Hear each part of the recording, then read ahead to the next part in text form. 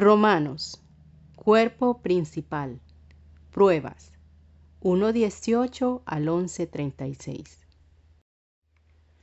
Primera prueba, el Evangelio y la justicia de Dios, 1:18 al 4:25. Pablo ha introducido la carta y ha presentado su tema o tesis principal. En 1:18 comienza la discusión de una serie de presentaciones en las cuales ofrece evidencias y argumentos para demostrar cómo el Evangelio es poder de Dios para la salvación de todo aquel que cree, revelando así la justicia de Dios. Versitas bíblicas en el libro. Esta discusión se extiende hasta 15:13. Podemos bosquejar esta gran sección de la carta en 4 grandes secciones. En la primera sección, Pablo demuestra que la justicia imparcial de Dios alcanza por igual a judíos y gentiles. Esta primera sección puede dividirse en 4 partes principales que señalan 5 elementos fundamentales de la justicia de Dios. Versitas bíblicas en el libro. La primera, 1:18 al 32. Explica que el Evangelio revela la realidad desobediente e idolátrica de la humanidad y las consecuencias funestas de tal desobediencia e idolatría. La segunda, 2:1 al 29, argumenta que aún las personas que confían en sus propias cualidades y obediencia a la ley tampoco tienen excusa y están sentenciadas bajo la justa ira divina. La tercera, 3:1 al 20, ofrece evidencia de las Escrituras que muestran que también los judíos están bajo la nube del pecado. Por último, la cuarta, 3:21 al 31, introduce el tema de la justicia de Dios por medio de la fe. La sección concluye mostrando al patriarca Abraham como un ejemplo de la justificación por la fe. 4:1 al 25. La revelación de la ira de Dios. 1:18 al 32. Pablo procede a desarrollar sus argumentos para mostrar cómo la humanidad entera está bajo el juicio divino.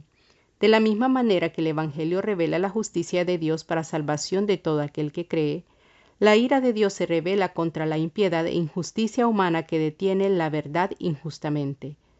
En esta primera sección, Pablo identifica la idolatría como el principal problema de la humanidad y las consecuencias funestas para la humanidad. Versitas bíblicas en el libro. El apóstol argumenta que la creación misma señala tanto la naturaleza invisible y poderosa como la deidad de Dios, de tal manera que la ignorancia no puede servir de excusa. Según una de las mejores tradiciones de la fe reformada, el fin principal del ser humano es glorificar a Dios y disfrutar de sus beneficios. Versitas bíblicas en el libro. La respuesta humana a la autorrevelación divina a través de la naturaleza debe ser glorificar a Dios y darle gracias. Pero, según San Pablo, en lugar de glorificar y dar gracias a Dios, la humanidad suprime la verdad de Dios, envanece sus pensamientos y su corazón se oscurece. El ser humano se convierte en ignorante mientras pretende ser sabio, y cambia la gloria de Dios por imágenes humanas de aves, de cuadrúpedos y de reptiles. Versitas bíblicas en el libro. Esta descripción de la idolatría humana de ninguna manera contradice que Dios es quien quiere la salvación de todos. El Evangelio es su revelación de la justicia de Dios por medio de la fe. También revela el continuo esfuerzo humano por suprimir la verdad de Dios. La historia de la humanidad está llena de ejemplos en los cuales la deidad ha sido representada en imágenes humanas y de animales. En el tiempo de Pablo, las tradiciones religiosas griegas, romanas, egipcias, babilónicas y otras igualmente paganas ofrecían evidencias diarias de esta realidad en las cuales imágenes sustituían a Dios. Versitas bíblicas en el libro. Las consecuencias funestas de esta idolatría se describen en 1:24 al 32. En 3 pequeños párrafos que repiten la frase «Dios los entregó», el apóstol describe la forma concreta en que la ira de Dios se revela contra la impiedad y la injusticia humana. En primer lugar, La deshonra propia por cambiar la verdad de Dios por la mentira y honrando a la criatura antes que al Creador. 24-25. En segundo lugar, la perversión de la sexualidad. 26-27. En tercer lugar, una serie de crímenes y conductas depravadas que afectan a toda la sociedad. 28-32. La lista final de los versículos 28 al 32 puede agruparse en 4 categorías. 1. 4 vicios generales: injusticia, perversidad, avaricia y maldad. 2. Vicios antisociales: envidia, homicidio, contiendas, engaños y perversidades. 3. Actitudes perversas: murmuradores y calumniadores, enemigos de Dios e injuriosos, soberbios y vanidosos, inventores de males y desobedientes de los padres. 4. Personas que carecen de virtudes: necios, desleales, sin afecto natural, implacables, sin misericordia. El versículo 32 sirve de conclusión, formando con el versículo 18 el marco para esta primera parte. 1:18 al 4:25. Este versículo final reitera la ira de Dios y además enfatiza la culpabilidad y complicidad en la maldad humana, no solo en las acciones directas, sino también en la actitud de solidaridad con quienes las practican. Justo juicio de griegos y judíos. 2:1 al 29. El tono de la presentación cambia significativamente en 2:1 al 29. Hasta el versículo anterior, Pablo se dirigía a la audiencia en forma indirecta, utilizando la tercera persona plural cuando hablaba de la humanidad y de su pecado, lo que le merecía la ira de Dios. En 2:1 el apóstol se dirige a la audiencia en forma directa. Esta forma de dirigirse a la audiencia es, más que nada, una estrategia retórica utilizada a menudo en los discursos de la época. Los comentaristas llaman la atención sobre el uso paulino de la técnica de la diátriba. Esta técnica consiste en dirigirse directamente a una audiencia imaginaria o a un interlocutor imaginario en una discusión en forma de diálogo. Es importante entender esto porque Pablo utiliza esta técnica en Romanos 2 del 1 al 29 y lo hará también en otras ocasiones en la carta. En 2:1 al 29, Pablo argumenta que todas las personas, incluso quienes confían en sus propias cualidades y su pretendida obediencia a la ley, quedan sin excusa y están sentenciadas bajo la justa ira divina. El capítulo puede dirigirse en 4 párrafos principales. 1. La imparcialidad de Dios. 2. La ley no hace diferencia en lo que a esto se refiere. 3. No hay ventaja en ser judío. Y 4. La circuncisión no garantiza la buena voluntad de Dios.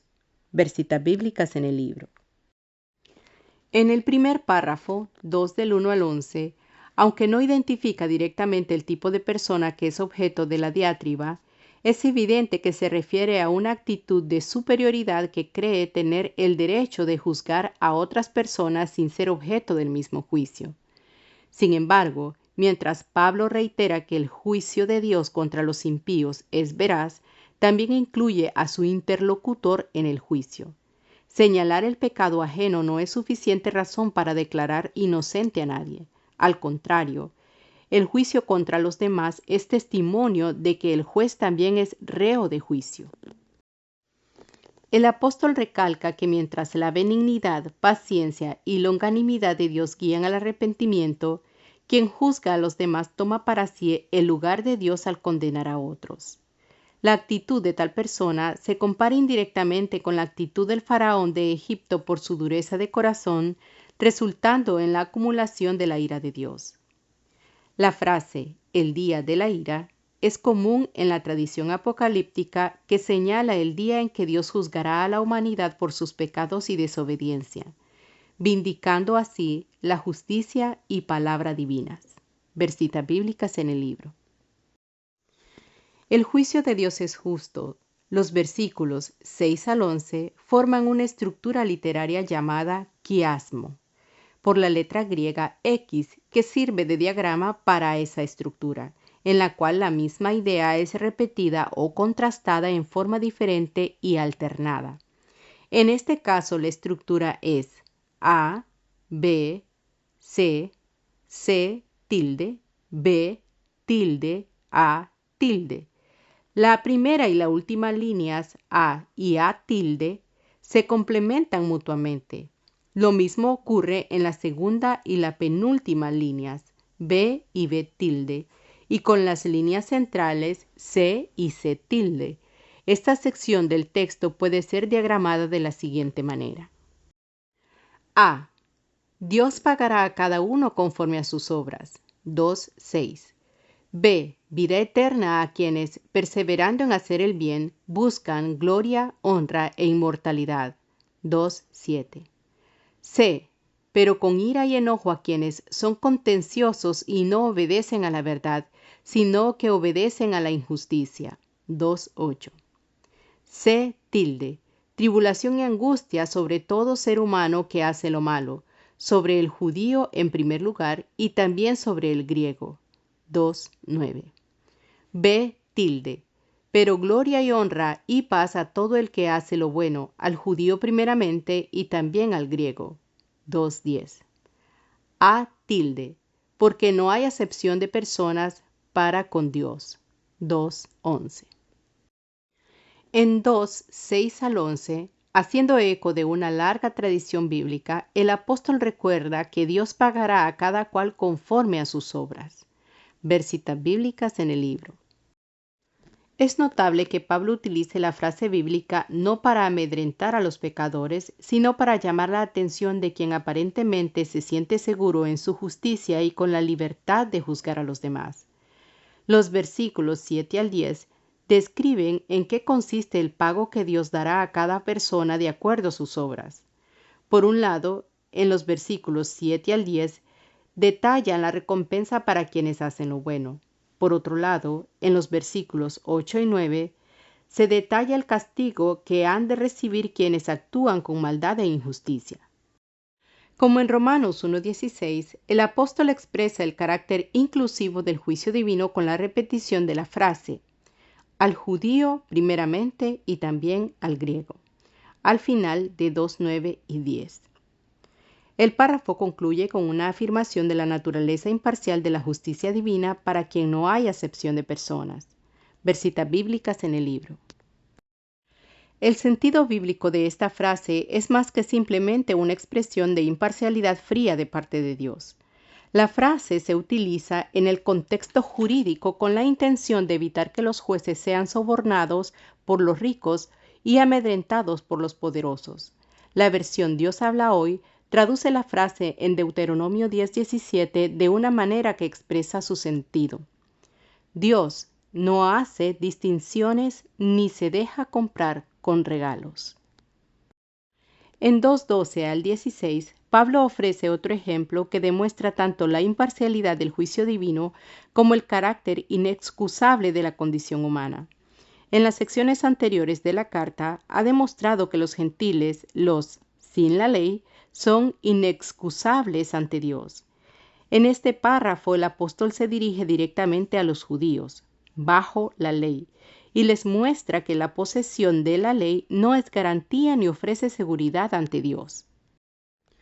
La situación de los judíos y su posesión de la ley es, en fin de cuentas, equivalente a la situación de los gentiles. El poseer la ley no es suficiente, sino que es necesario obedecerla. El apóstol argumenta que ambos, judíos y gentiles, han pecado tanto dentro como fuera de la ley. Tanto los que tienen la ley como los gentiles son considerados iguales ante el justo juicio de Dios. Por consiguiente, no hay espacio para reclamar privilegios étnicos ni religiosos. El párrafo muestra la inutilidad de la confianza que se pueda tener en las prácticas religiosas o en la piedad basada en privilegios. En fin de cuentas, Dios juzgará los secretos humanos el día del juicio. Este otro ejemplo confirma cómo la justicia de Dios no muestra preferencias, sino que es imparcial, juzgando con justicia y equidad. En el párrafo 2, 17 al 24, la carta identifica explícitamente quién es el interlocutor de la diatriba que comenzó en 2.1. El hombre no identificado en 2.1 es ahora el judío en 2.17. El apóstol incluye una lista de atributos que describen a esta persona como judío. El problema que el apóstol está discutiendo en esta sección se relaciona con la idea equivocada que tenían algunos judíos de que ellos tenían un privilegio especial como pueblo de Dios. El reclamo de tal privilegio se fundamentaba en la posesión especial de la ley de Dios por parte de los judíos. Su posesión de la ley les garantizaba una posición de privilegio especial delante de Dios en contraste con los gentiles, que no tenían este privilegio de la ley. En estos versículos, Pablo identifica algunos de esos supuestos privilegios de los judíos. La estructura del pasaje consiste en 3 grupos de 5 cualidades de autoidentificación del grupo de judíos a los cuales el apóstol se dirige. El primer grupo incluye 5 reclamos de los judíos: apoyarse en la ley, gloriarse en Dios, conocer la voluntad de Dios, estar incluidos en la ley y aprobar lo mejor. Versitas bíblicas en el libro. El segundo quinteto identifica 5 prerrogativas: guía de ciegos, luz de los que están en tinieblas, instructor de los ignorantes, maestro de los niños y conocedor de la verdad. Versitas bíblicas en el libro. El tercer grupo de 5 es una serie de preguntas retóricas que señalan cómo estos reclamos son traicionados por quienes se los hacen. No se enseñan a sí mismos. Predican contra el hurtar, pero hurtan. Contra el adulterio, pero adulteran. Abominan ídolos, pero cometen sacrilegio. Y se jactan en la ley, pero deshonran a Dios. Ver las citas bíblicas en el libro. El párrafo concluye con una cita de Isaías 52:5. El mensaje parece claro. En contraste con esa supuesta posición privilegiada, Pablo reitera que los judíos cometen los mismos pecados que los gentiles y que su supuesta superioridad se convierte en deshonra de Dios, tanto por los judíos como por los gentiles. Por medio de 4 preguntas retóricas, la carta confronta al lector con su propia experiencia y realidad. El alegado beneficio de la posesión de la ley muestra que violan la misma ley que enseñan. Para esto el apóstol apela a una cita de Isaías 52:5, según la versión de los 70, con algunas pequeñas variaciones.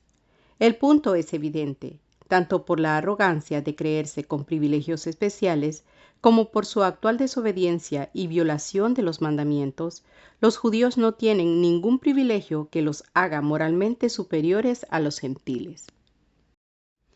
El próximo punto que Pablo trae a colación en su discusión representa un paso de mayor especificación al referirse a un aspecto concreto de la ley: la circuncisión.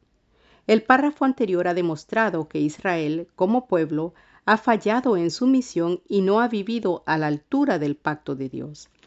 La circuncisión, que había sido señal del pacto desde el tiempo de Abraham, era la marca característica de identidad judía en el tiempo de Pablo. Versitas bíblicas en el libro. El argumento de este párrafo se desarrolla a través de una serie de declaraciones que contrastan el valor de la circuncisión en relación a la ley. El juicio del incircunciso obediente contra el circunciso transgresor y el verdadero judío. El párrafo concluye con la afirmación de que Dios alaba al verdadero judío. Versitas bíblicas en el libro.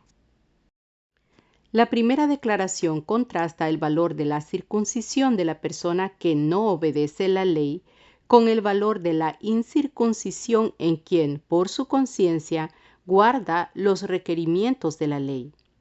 La circuncisión pierde su valor como señal del pacto por el quebrantamiento de la ley. Por otro lado, el incircunciso es considerado circunciso si guarda las ordenanzas de la ley. Versitas bíblicas en el libro. La comparación que sigue descansa en la conclusión anterior. Sin embargo, el tema de la circuncisión toma un giro más polémico cuando el apóstol introduce el concepto de la letra de la ley como el tema de discusión y no la ley en términos absolutos.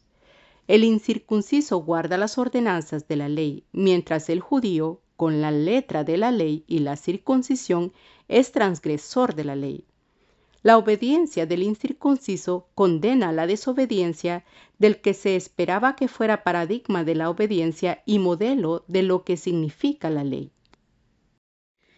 El contraste en los versículos 2, 28 al 29a, Pablo compara y define quién es el verdadero judío. La marca física de identidad étnica representada por la circuncisión y utilizada como garantía y muestra de la pertenencia al pueblo del pacto es sustituida por otro tipo de señal, no visible en lo externo, pero no por eso menos cierta. El contraste entre la circuncisión externa en la carne y la circuncisión del corazón, en espíritu, abre la puerta para preguntarse cuál es el tipo de comunidad a la cual Pablo está refiriéndose. Ver citas bíblicas en el libro. Evidentemente, la audiencia de la carta, los cristianos en Roma, estaba muy consciente de las polémicas y los debates étnicos y teológicos que se daban en medio de la comunidad cristiana.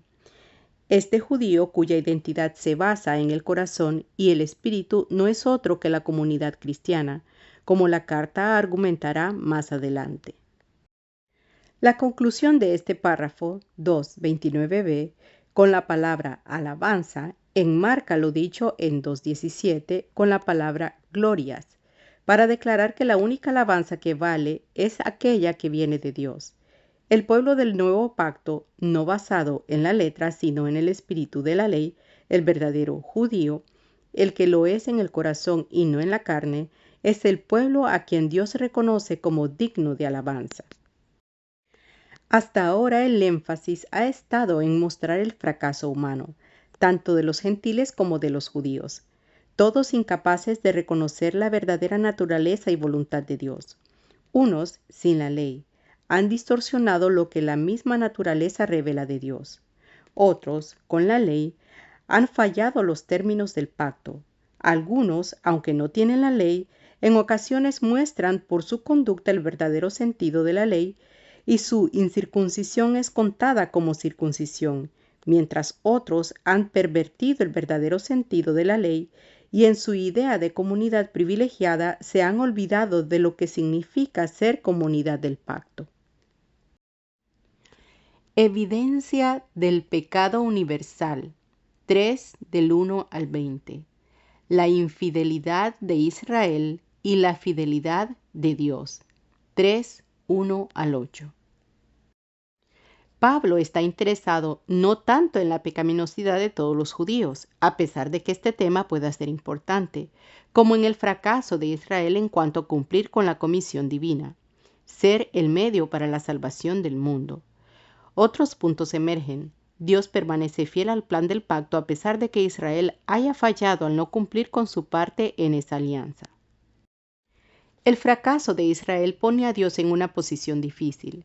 Por el momento, el interés de Pablo es enfatizar la fidelidad de Dios, a pesar de la infidelidad de Israel. De esta manera, se abre el camino para subrayar el punto fundamental de que tanto los judíos como los gentiles son culpables y reos de pecado. En 3, 1 al 2, se plantea la pregunta: ¿qué ventaja tiene, pues, el judío? Esta pregunta es natural en vista de lo dicho al final del segundo capítulo. Si Dios es capaz de llamar judíos a los incircuncisos, ¿cuál es la ventaja de ser circuncidado después de todo? El Dios que se ha revelado en Jesucristo sigue siendo el mismo Dios de Abraham, el Dios del pacto. A los judíos se les había confiado con la palabra de Dios. Como es característico de esta carta, Pablo presenta su argumento como si estuviera debatiendo puntos de vista que intentan contradecirle. Ver citas en el libro. La primera ventaja de los judíos es que les fue confiada la palabra de Dios. La frase «la palabra» aparece solamente aquí, en toda la literatura paulina. En la versión griega del Antiguo Testamento se usa para los oráculos de Balaam, Números 24, 4, 16. Las palabras dichas por Dios, Deuteronomio 33, 9, y frecuentemente en el Salmo 119. A los judíos les fue confiado un mensaje para el mundo. No era sencillamente cuestión de tener la ley, sino que a través de su vida bajo la ley, con sus palabras e instrucciones, el pueblo de Israel debía servir de mensaje de vida y de luz para los gentiles del mundo. Se esperaba que fueran los mensajeros de Dios.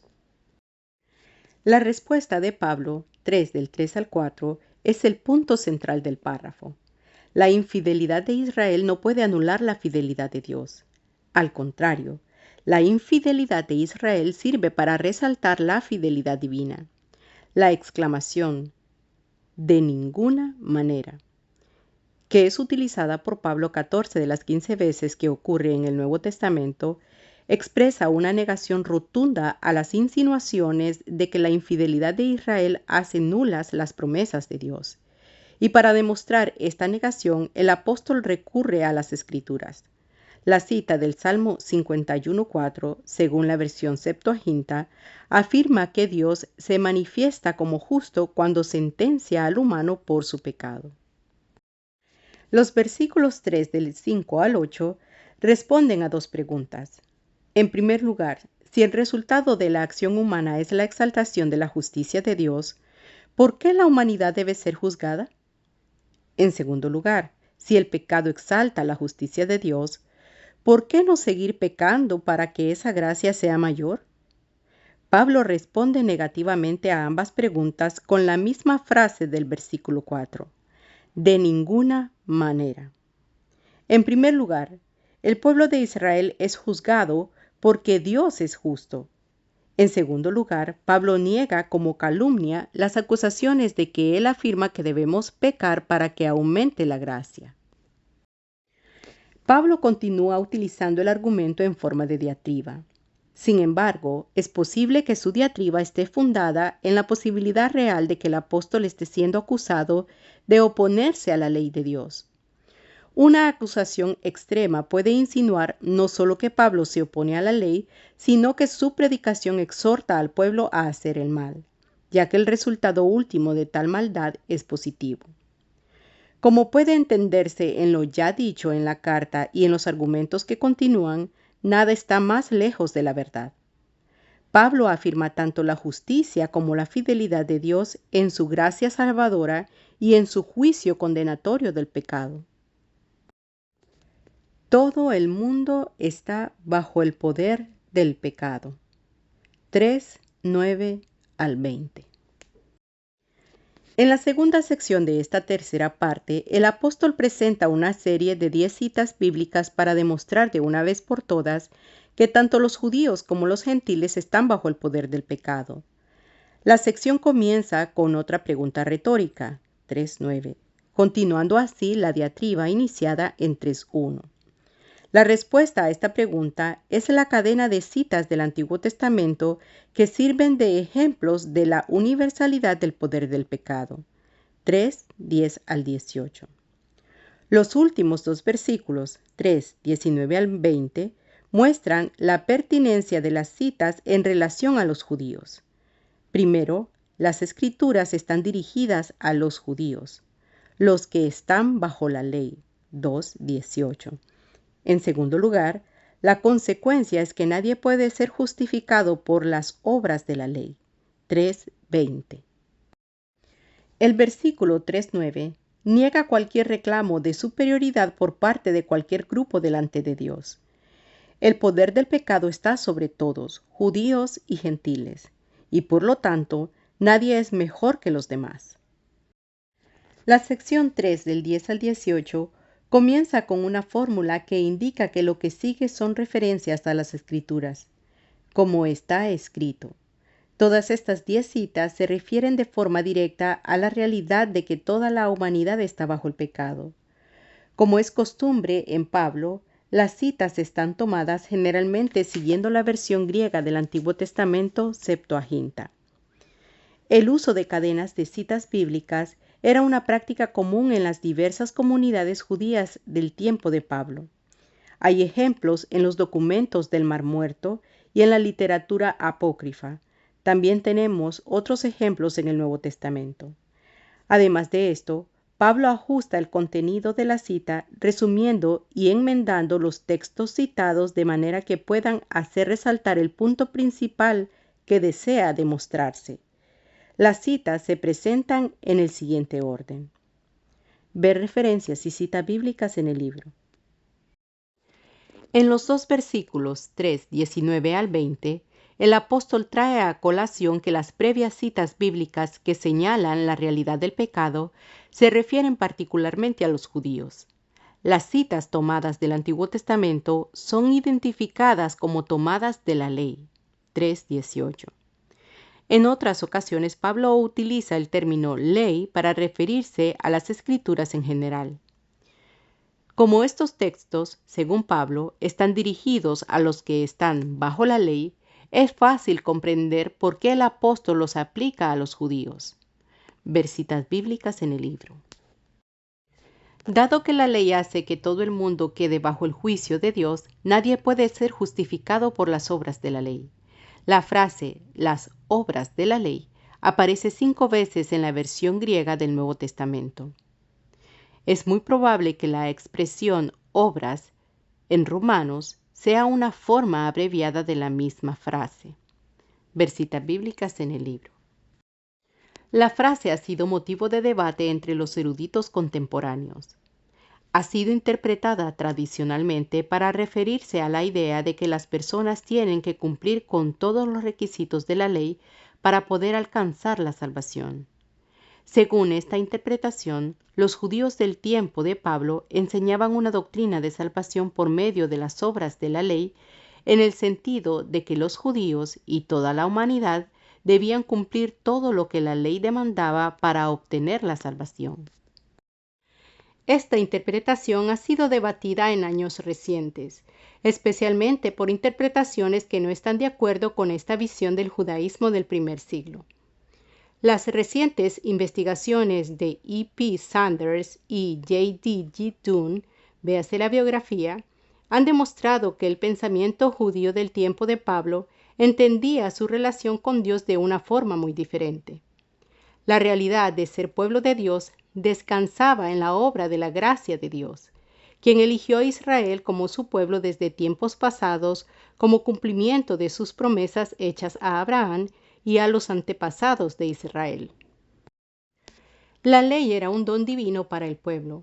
De esta manera, la ley era vista como una bendición que establecía los términos para mantenerse como miembros del pacto y mostrar una obediente gratitud a Dios. La ley misma establecía medios para resolver las dificultades causadas por la desobediencia y el pecado. La obediencia a la ley establecía sacrificios para la reconciliación, tanto entre los humanos como para el perdón y la reconciliación con Dios. El día del perdón y otros sacrificios ofrecían medios para la expiación del pecado. De acuerdo a Dunn, la frase «las obras de la ley» no se refiere a la necesidad de cumplir todos los requisitos de la ley para ganarse la salvación. El debate en la iglesia cristiana primitiva y en algunos sectores del judaísmo del primer siglo se relacionaba con el tema de los criterios necesarios para pertenecer al pueblo de Dios.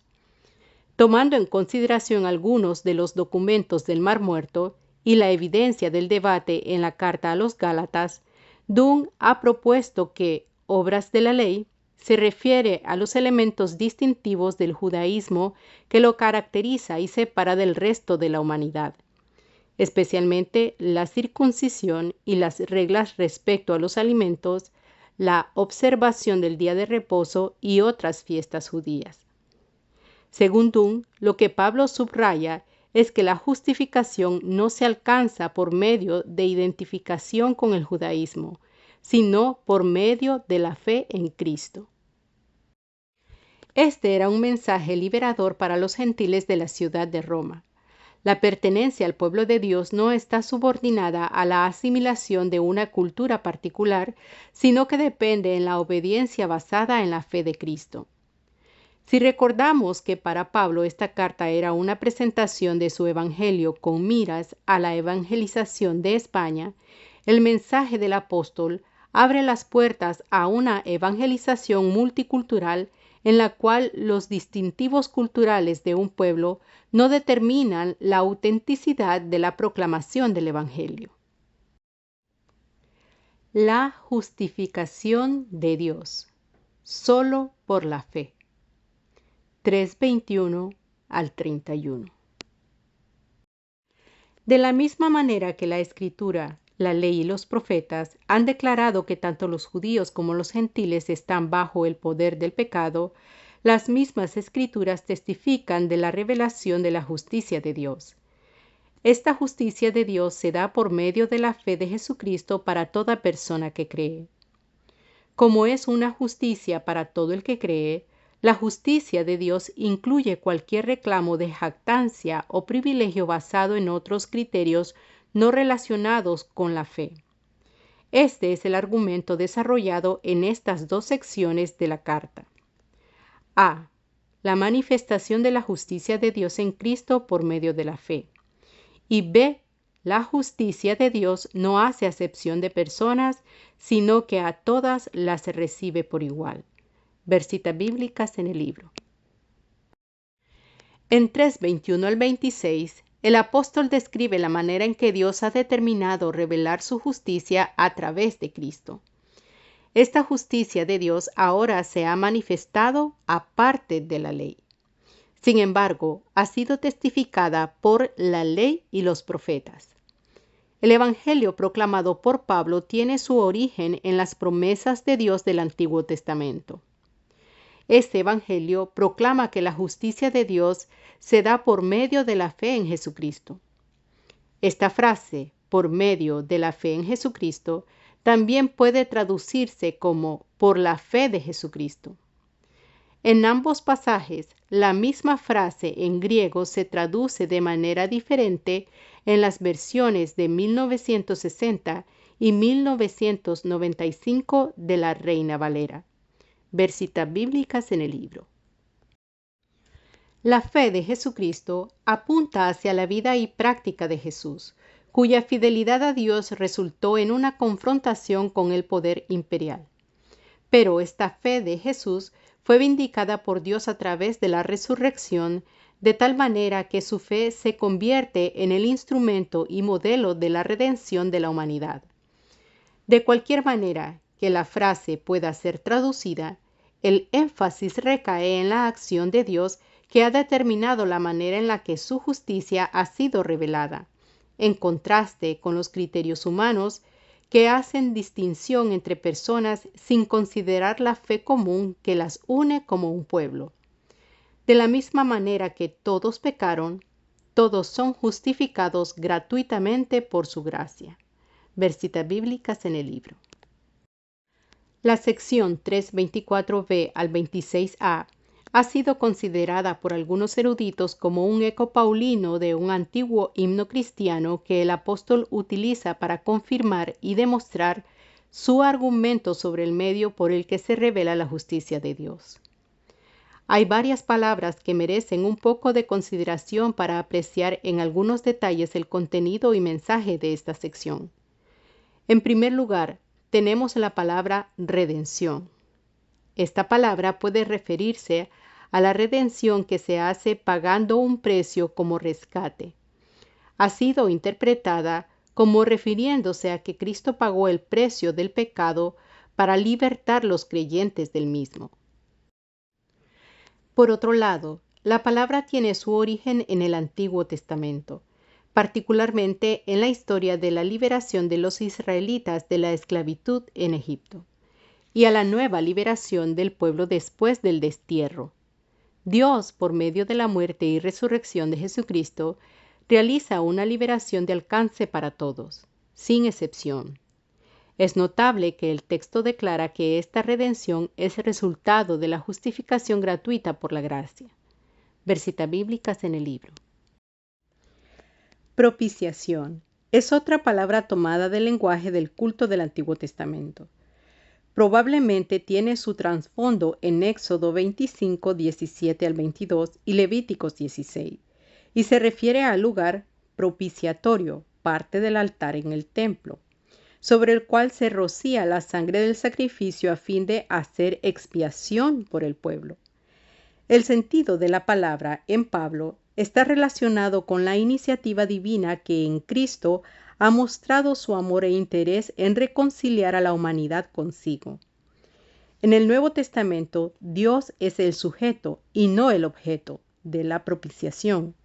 Jesucristo es la manifestación de la propiciación que Dios mismo hace para mostrarle al pueblo que Dios está de su parte.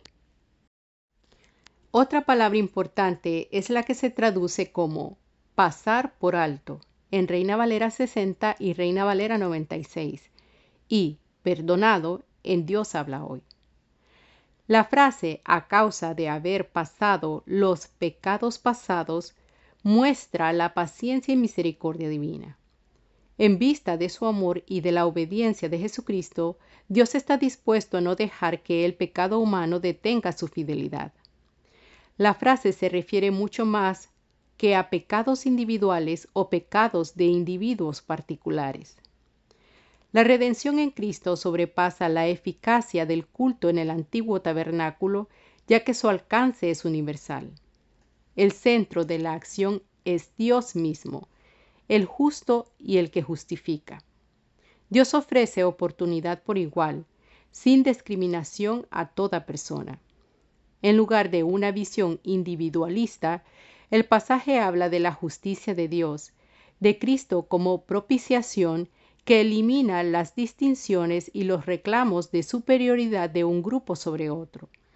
De la misma manera que todos están bajo el poder del pecado, todos son objetos de la gracia de Dios por medio de Cristo.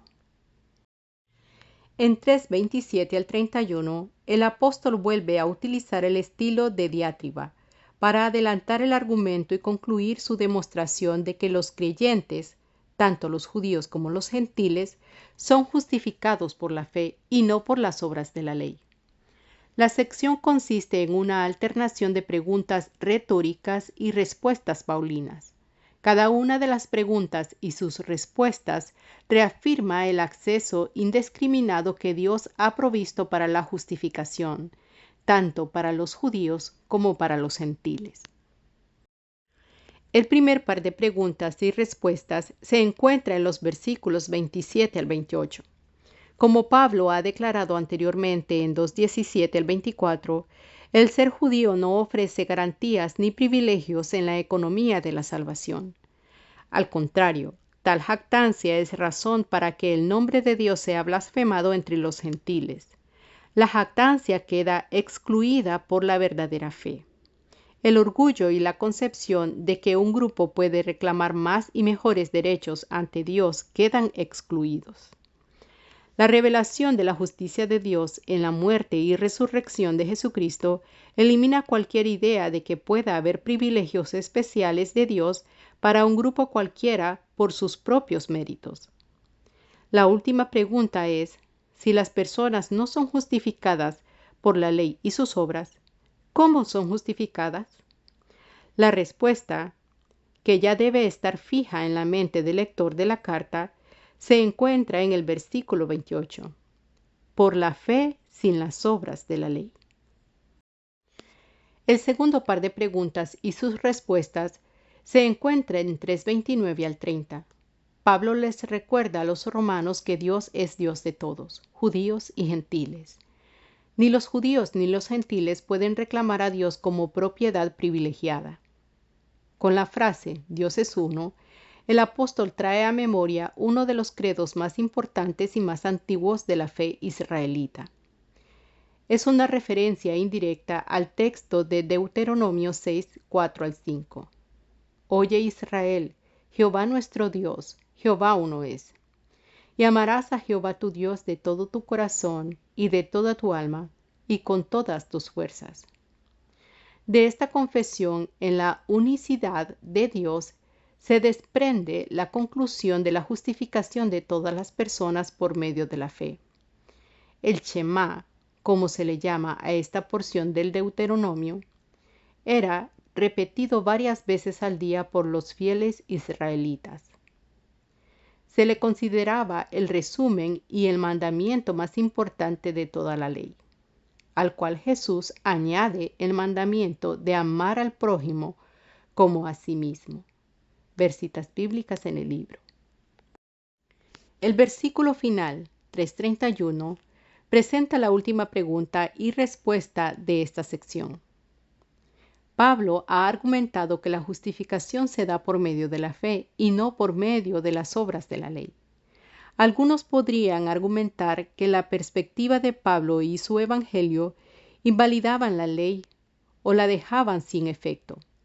El argumento de Pablo es que la ley misma confirma que la justificación se da por medio de la fe aparte de las obras de la ley. Para este fin, Pablo recurrirá al texto mismo de la ley en varios lugares de la carta para demostrar que la ley enseña y confirma su predicación. Veremos ejemplos de esto en su discusión sobre Abraham y su significado para la justificación, en su discusión acerca del poder del pecado y en los capítulos sobre Israel y el pueblo de Dios. Ver citas bíblicas en el libro. Abraham y la justicia por la fe. 4:1 al 25. En el cuarto capítulo de la carta, el apóstol ofrece un ejemplo de cómo las promesas de Dios tienen su origen en la gracia divina. No dependen de las obras de la ley y se cumplen completamente en quienes tienen fe en el Señor Jesucristo. El capítulo se divide en dos partes principales.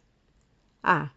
4 del 1 al 12, donde Pablo afirma que nuestro antepasado Abraham fue justificado por la fe. Y B. 4 del 13 al 25, donde el apóstol demuestra que la promesa hecha a Abraham se cumple en los creyentes, quienes también son justificados por la fe. Pablo vuelve a utilizar el estilo retórico conocido como diátriba, en el cual por medio de preguntas y respuestas se procura llamar la atención de la audiencia y establecer un diálogo con quienes escuchan un discurso o leen una carta. Como en los ejemplos anteriores de la carta, Pablo recurre a la historia bíblica para apoyar su argumento. En esta ocasión utiliza el método de interpretación bíblica conocida como Midrash, en el cual el texto bíblico se interpreta aplicándolo a las circunstancias presentes de la audiencia. En la primera parte del argumento, Pablo comienza con la pregunta: ¿qué pues diremos que halló Abraham nuestro padre según la carne? A lo cual responde con la declaración indirecta de que Abraham no fue justificado por las obras. Los siguientes 3 versículos llevan al lector hasta Génesis 15:6 para afirmar que la justificación de Abraham no descansa en sus obras de obediencia a la fe, sino en su confianza en la palabra de Dios. El resto del capítulo desarrollará ejemplos que contrastan la justicia por la fe con los falsos reclamos de que la justicia pueda ser alcanzada mediante las obras, la circuncisión y la ley. Ver citas bíblicas en el libro. La fe de Abraham lo sitúa en una relación con Dios basada en la gracia, y por tal razón no hay lugar para reclamar privilegios o derechos. Pablo recurre al lenguaje de la contabilidad o el comercio, logizomai, para asegurar que en lugar de que Dios tenga una deuda con Abraham, la justicia de Abraham se basa en su fe. Ver citas bíblicas en el libro. Pablo ofrece otro ejemplo de la Escritura, para mostrar que la justicia de Dios se alcanza por medio de la fe. En esta ocasión el ejemplo es tomado del Salmo 32, que consiste en un himno de acción de gracias por el perdón divino otorgado al pecador que se arrepiente y confiesa su pecado. El Salmo ha sido atribuido tradicionalmente al rey David y es parte de una serie de 7 salmos conocidos como Salmos de Arrepentimiento. Ver citas bíblicas en el libro. La exégesis paulina hace uso de las tradiciones exegéticas judías de la época. Así, el apóstol relaciona el Salmo 32 del 1 al 2 con Génesis 15:6 de acuerdo a la regla de interpretación judía conocida como Geserach, Sabach, segunda regla de Iyel, según la cual dos textos podían interpretarse mutuamente si tenían la misma palabra.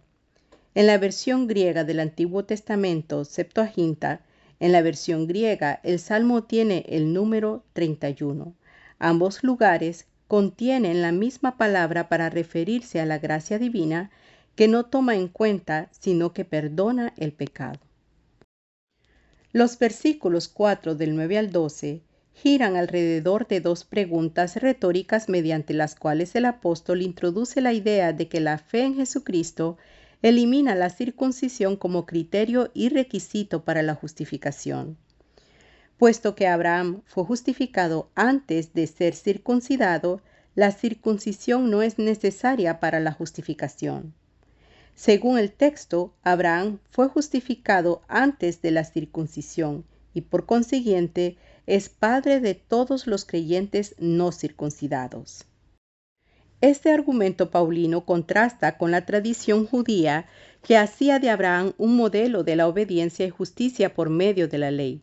Así, para Pablo, la circuncisión de Abraham viene a ser una muestra externa de la justicia que tenía antes de ser circuncidado. De esta manera, Abraham se convierte en modelo, antepasado y paradigma de la salvación de todos los creyentes, es decir, de todos aquellos que son justificados por la fe. En otras palabras, Abraham es el padre espiritual tanto de los judíos como de los cristianos, no por las obras de la ley ni por la señal de la circuncisión, sino porque es paradigma de quienes son justificados por la fe. La próxima sección del capítulo 4 del 13 al 25 expande la interpretación de Génesis, Midrash, para demostrar que la promesa a Abraham se cumple en quienes son justificados por la fe. Pablo introduce el tema de la promesa de que sería heredero del mundo. En Gálatas 3, el apóstol había argumentado que la justificación de Abraham no pudo haber sido por medio de la ley, ya que Abraham había sido justificado antes de la ley, la cual vino 430 años después. Gálatas 3:17. En esta ocasión Pablo reafirma el valor superior de la fe sobre la ley basado en el concepto de la promesa de Dios. Como la promesa le fue dada a Abraham antes de la ley, añadir posteriormente la ley como condición equivale a anular la promesa basada en la fe.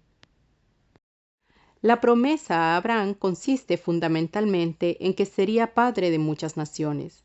La fe de Abraham en la palabra de Dios, a quien creyó, consiste en su confianza de que Dios cumpliría su promesa de hacerlo padre de muchas naciones. Esto incluye a los judíos y gentiles que creen. Él es padre de todos nosotros. 4:16. Esta frase define y reafirma la expresión de 4:1 que declara que Abraham es nuestro padre, incluyendo a los gentiles y a los cristianos romanos en particular. En 4:18 al 22, Pablo ofrece un ejemplo de cómo la fe de Abraham se manifiesta firme frente a circunstancias que parecen imposibles. Dios prometió a Abraham que su descendencia sería tan numerosa como las estrellas de los cielos. Pero esta promesa le fue hecha cuando Abraham ya era viejo y Sara era incapaz de tener hijos. La fe de Abraham consistió entonces en creer a Dios y en su promesa. Como su fe estaba fundada en la promesa de Dios y no en la ley, su fe le fue contada por justicia. Versitas bíblicas en el libro. El capítulo concluye, 4 del 23 al 25, con una alusión final a Génesis 15:6, que relaciona directamente el mensaje del mismo con la comunidad cristiana. La afirmación bíblica de que Abraham creyó a Dios y que su fe le fue contada por justicia se refiere, según Pablo, a todos los creyentes que confiesan al Dios que levantó a Jesús de entre los muertos. El texto final, por un lado, hace eco de las palabras del profeta Isaías 53:12, según la versión griega Septuaginta, donde afirma que el siervo sufriente fue entregado por nuestras transgresiones. Y por otro lado, esta misma alusión a Isaías se complementa con la confesión cristiana de la resurrección de Cristo, cuyo propósito y consecuencias son nuestra justificación. Comentarios. Según Aquiles Martínez, el mensaje de Pablo fue, por encima de todo, radicalmente transformador, echando a un lado los prejuicios excluyentes de sus compatriotas y las prácticas etnocéntricas del mundo grecorromano. Pablo presentó un nuevo modelo de comunidad muy diferente a los modelos tradicionales de organización social característicos de su época, estableciendo como requisito indispensable la fe en la obra redentora de Jesucristo. Como fruto natural de una nueva relación con Jesucristo, anclada en esa fe sincera, la vida entera de la persona creyente, más allá de su etnia o cultura, es objeto de la salvación divina.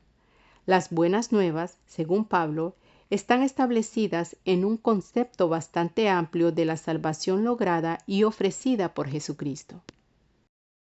La salvación que se ofrece gratuitamente a judíos y gentiles presupone que ambos grupos se encuentran en una condición de enajenación contra Dios y entre ellos mismos.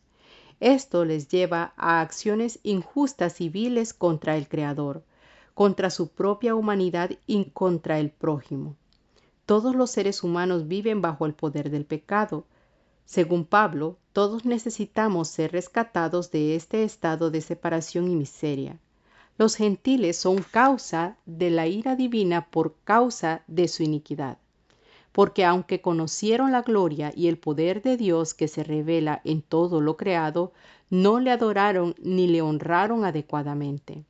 Por el contrario, se dedicaron a la idolatría y por ello Dios los entregó a la perversión y a la injusticia. Los judíos caen bajo el mismo dictamen, pues al apoyarse, gloriarse y enseñar la ley mosaica, hacen precisamente todo lo opuesto al propósito de esa misma ley. Este tipo de conducta es hipócrita, es señal de jactancia, deshonra a Dios y es una de las razones por las que el nombre de Dios es maldecido entre los gentiles. Sobre esta base, Pablo puede afirmar categóricamente que todos han pecado y, como consecuencia, están destituidos de la gloria de Dios. Solo el Evangelio tiene la fuerza y la capacidad para liberar a judíos y gentiles del poder excluyente de la ley mosaica y hasta de Satanás y de la muerte misma. Como tantos otros cristianos y líderes de la iglesia primitiva, Pablo estuvo convencido de que la fe en Jesucristo era el único requisito para alcanzar la justificación y pertenecer a la familia de Dios. Como creyentes latinos y conscientes de nuestra misión en nuestra sociedad, reconocemos que la fe en Jesucristo como Señor y Salvador no privilegia cultura alguna. La justificación es por la fe, no por las obras, y de esto Abraham es el mejor ejemplo. Él le creyó a Dios y le fue contado como justicia. La Escritura, previendo que Dios habría de justificar a los gentiles por la fe, le dio de antemano las buenas nuevas a Abraham. Entender el Evangelio desde este punto de vista en que Pablo lo presenta es de gran importancia para el pueblo latino. Muchos de nosotros estamos luchando no solo para ser aceptados en un medio que tiende a excluirnos, sino también para construir un ambiente más dispuesto a acoger lo que otros grupos o culturas puedan aportar. Finalmente, algo que no debemos olvidar son las implicaciones económicas y sociales que el mensaje de Pablo tiene para nuestros días. Según el Satames, en la teología de Pablo sobre el pecado y la justicia de Dios, Romanos del 1 al 3, no se menciona explícitamente el imperio. Se habla más bien de las impiedades e injusticias de los seres humanos que encerraron la verdad en la injusticia y de que no hay nadie capaz de hacer justicia. Pero un estudio de la situación romana desde la perspectiva de quienes se encontraban económicamente y políticamente excluidos hace evidente de inmediato la relación entre el poder del pecado y la situación socioeconómica, entre la justicia de Dios y la supuesta justicia del imperio. entre la gracia de Dios que otorga su justicia como un don frente a la imposibilidad práctica del ser humano de realizarla y el mérito del estatus, la riqueza y el poder que rige la ley imperial. Estas circunstancias llevan a pensar que Pablo ve en el sistema del Imperio Romano un poder estructural económico, político y militar al que es imposible derrotar. Es por eso que el orden existente cobra las dimensiones de una estructura de pecado que lleva a la muerte. Pablo lo ve como un sistema que, bajo las apariencias, se presenta como el protector y pacificador de las provincias, pero que esconde en su seno la práctica de la injusticia. Para Pablo, esto significa ausencia o desconocimiento de Dios, pura ideología. Es importante notar que Pablo utiliza el concepto de pecado en el capítulo 3, no antes. En los capítulos 1 y 2 solamente habla de la injusticia. La práctica de la injusticia por parte de todos pervirtió el verdadero conocimiento de Dios. Eso llevó a que la verdad se convirtiera en cautiva de la injusticia. Pecado es la sociedad invertida, en la cual todos los seres humanos son cómplices por su práctica de la injusticia. Esta ausencia de justicia y por tanto ausencia del Dios verdadero llevó a Pablo a teologizar sobre el pecado desde Adán. El Imperio Romano no era la primera ni la única experiencia de dominación de los pueblos. Por eso, tiene que haber algo más profundo en el interior del ser humano que le hace responsable de las injusticias y le enreda en ellas. En un momento dado, las injusticias cobran autonomía y se tornan estructuras de relaciones sociales de pecado, incontrolables y esclavizadoras de todos los seres humanos. A esto se le llama pecado. Pablo no percibe en su tiempo una justicia que tuviera el sello de la verdad. Los judíos pensaban que cumpliendo la ley hacían justicia verdadera. Pablo prueba lo contrario. Quieren hacer justicia siguiendo los dictados de la ley, pero el resultado es la injusticia. El término justicia de Dios posee distintas connotaciones. Se trata de la justicia forense, de la manera justa en la cual Dios siempre ha actuado en la historia y de una justicia que espera que el ser humano practique. A pesar de estas distintas connotaciones, todas apuntan entre esta justicia de Dios y la justicia que los creyentes del primer siglo experimentaban, ya fuera la justicia forense o la justicia social. La una era discriminatoria, mientras la otra representaba su mentira, la injusticia.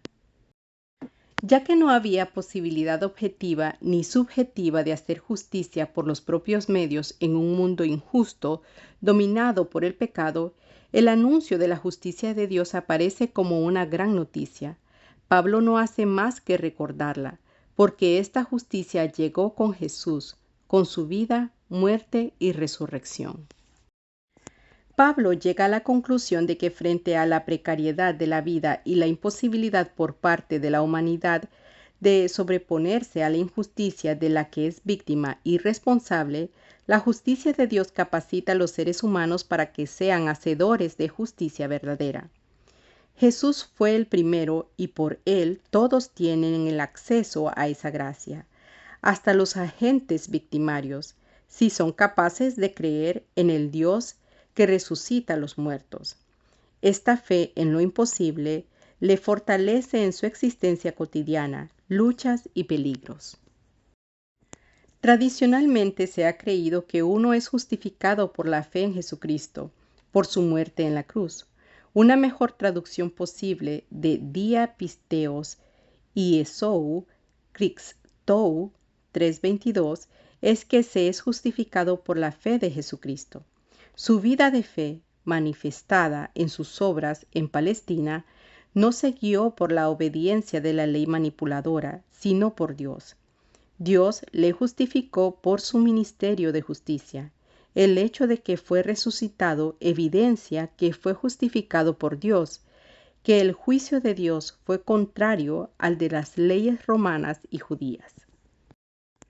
Si por la desobediencia del primer Adán se introdujo la muerte en la humanidad, por la obediencia de Jesús, figura del segundo Adán, los humanos fueron constituidos justos. 5:19. Fueron recreados para la vida, fueron hechos sujetos capaces de hacer justicia al orientarse por la lógica del espíritu que lleva a la vida.